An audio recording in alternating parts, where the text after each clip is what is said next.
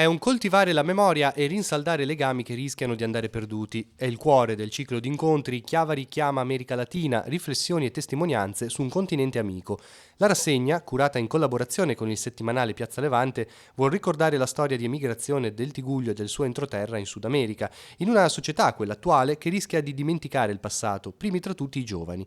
Se col passare del tempo i legami rischiano di allentarsi, il ciclo di incontri si propone di aprire un focus sui rapporti storicamente molto intensi tra il Tigullio e l'America Latina, con accenni alle situazioni attuali. Il Venezuela è un caso drammatico in questo momento, però vorremmo continuare con iniziative che riguardano altri paesi e che si propongono di tenere viva la memoria e i legami con quelle comunità che guardano all'Italia come ad un paese importantissimo e che vorrebbero da parte dell'Italia un'attenzione, un legame, un sentimento molto maggiore di quello che in realtà è.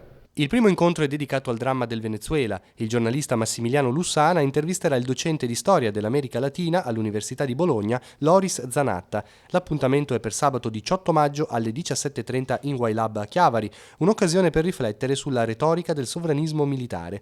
Modererà Giovanni Beverini, che da un paio d'anni si interessa della questione venezuelana e ha stabilito rapporti con membri dell'opposizione. Da ultimo sto organizzando una audizione avanti alla Commissione Esteri della Camera dei Deputati di Antonio Ledezma, l'ex sindaco di Caracas, leader dell'opposizione a Maduro, esule a Madrid.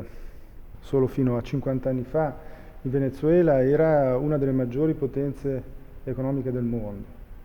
Oggi si ritrova alla fame e vede soppresse le più elementari libertà democratiche.